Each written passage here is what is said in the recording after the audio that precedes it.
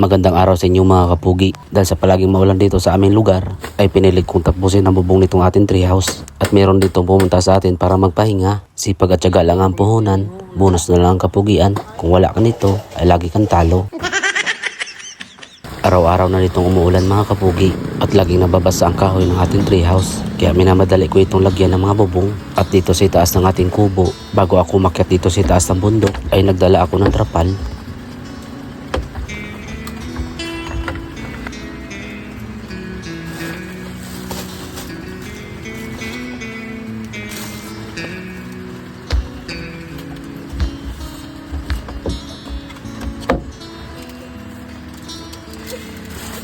Trapal, balik lang ito na trapal mga kapugi para yan dito. Kapag lumakas yung hangin na may kasamang ulan, pupunta yung tubig dito mga kapugi. Doon sa harapan, okay lang, wala naman problema dyan.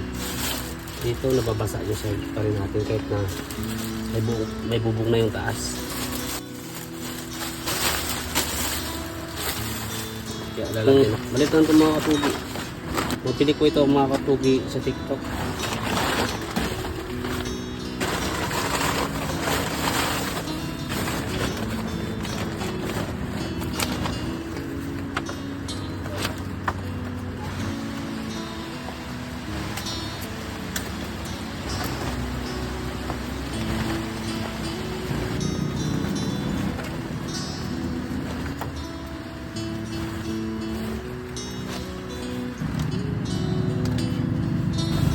Kumuha din pala ako dito ng kawayan para gagawin natin pabigat dito sa nilagay natin trapal. Sinukat ko lang ito na sakto lang sa ating kailangan.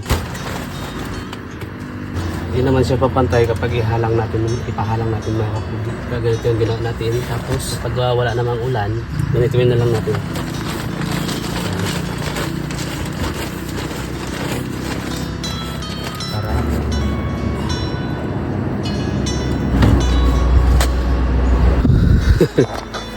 Ginawa natin to ng paraan. Hindi kasi siya pantay mga kapugi dahil may sanga dito nakaharang. Kaya kahit anong balik-baliktarin natin ito, ganun pa rin yung mangyayari. Kaya inanapan na natin ng paraan para kapag umulan ng malakas na may kasamang hangin, ay hindi napupunta dito yung tubig pagka in case man.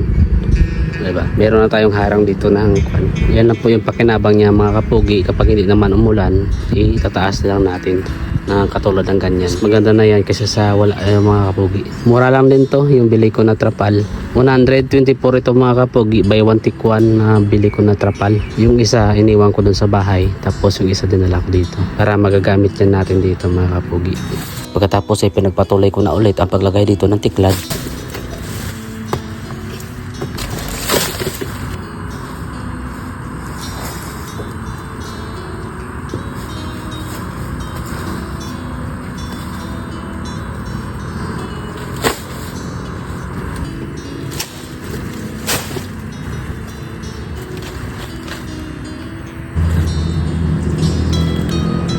Nakaraan ang paglagay dito ay hindi natin ito natapos dahil sa nabutan tayo dito ng hapon mga kapugi at nagbabadya na naman dito uulan.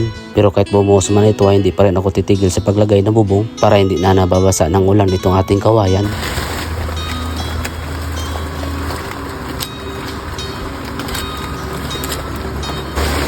At nung lumakas na nga dito ang ulan ay naisipan ko ditong ibaba ang trapal dito sa itaas ng kubo.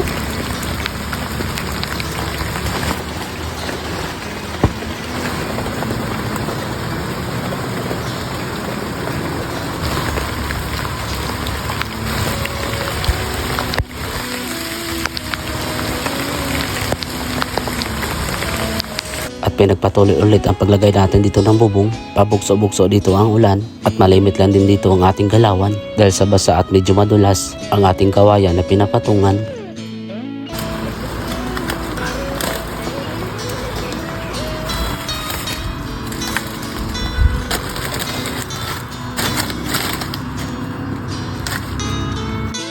At dito sa area na ito ay pinalagpas ko ng bahagya ang paglagay natin dito ng tiklad para kapag magluluto tayo dito sa ibaba ay hindi ito mababasa ng ulan.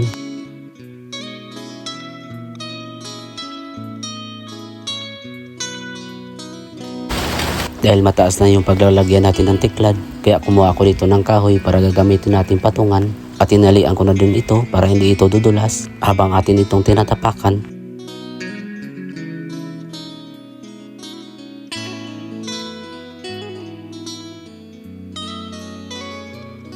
Pagkatapos ko dito sa area na ito ay pumunta naman ako dito sa kabila. Kahit maulan ay pinagpatuloy ko pa rin yung aking mga ginagawa at dubling ingat lang din ako dito para iwas lang din tayo sa disgrasya mga kapugi.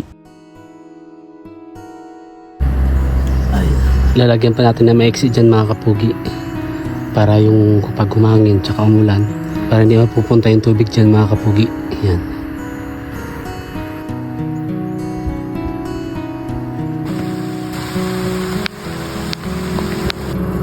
At dahil naubusan tayo dito ng kahoy mga kapugi ay kawayan na lang yung ating ilalagay doon sa itaas. Pansamantala ay papakuan lang muna natin ito. At kung makabili na tayo ulit dito ng alambre ay tatalian natin ito para lalo pa itong tumibay. Pero yung ating ilalagay na frame sa gilid ay kahoy mga kapugi. Yung papatungan lang ng tiklad ay yung nakalagay na kawayan. At para lalo pang tumibay ay pinako ko ito sa sanga ng puno.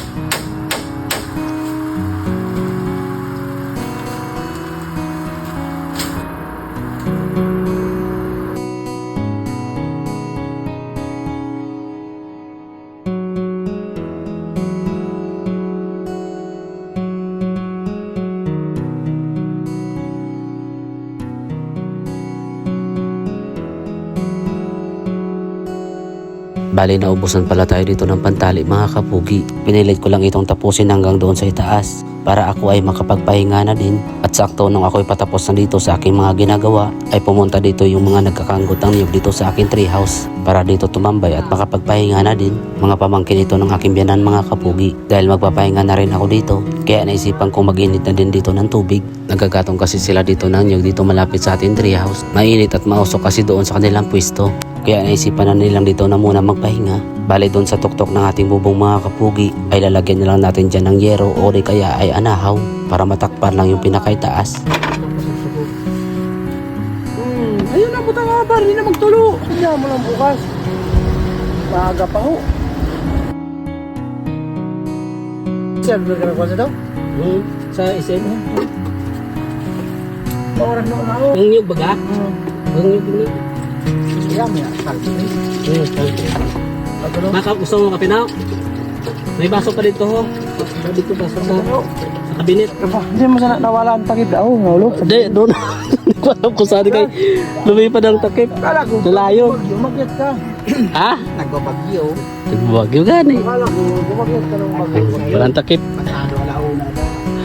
Makat ka din. Kuhan, alas 2. Tadi ako alas 2. Yan, si makat ka pag nagbabagyo. Ano ka din ko. Hindi na lang. Wala, mas natin mo kami. Pagaro si pakatugid sa may gintan tinampo.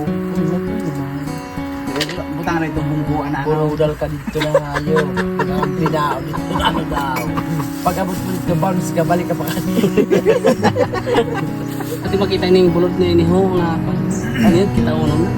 Nawara na aga. Ano? Sa bakal ka na yung alambre kay hindi kawayan ng pangit yung pa. Kawayan. Oo, ora na kahoy. Na.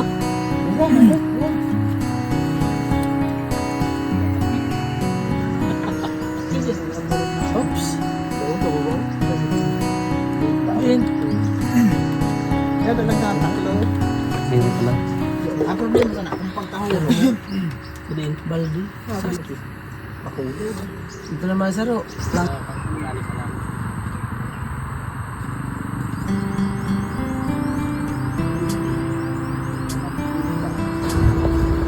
Alas 3 na ito ng hapon mga kapugi. Kaya nagpasyahan ko na ditong bumaba na ng bundok at sumabay na ako dito sa aking bilas dahil naghahakot siya dito ng kupras papunta doon sa kalsada dahil sa laging maulan dito. Kaya yung aming mga dinadaanan ay madulas at maputik. At pagdating namin dito ay tapos na silang magatong at sinasako na nila itong kupras.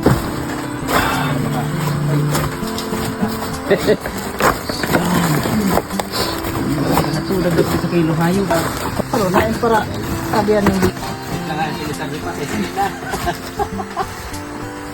Nasira dito.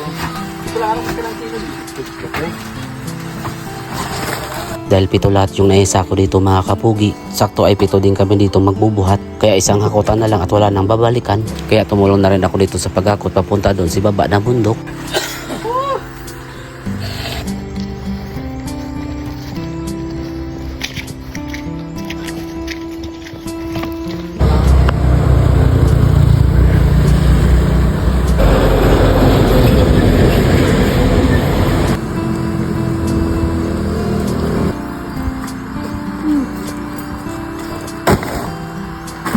Nangyari.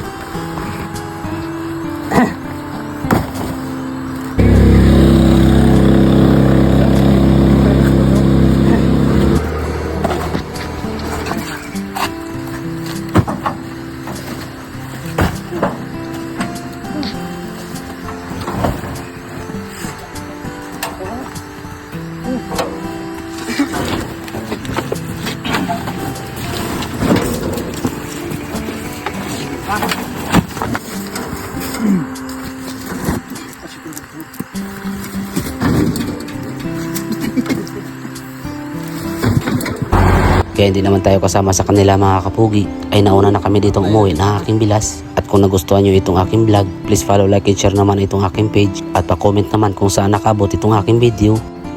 Sa mga nakabot sa dulo ng aking video, maraming salamat at God bless sa inyong lahat.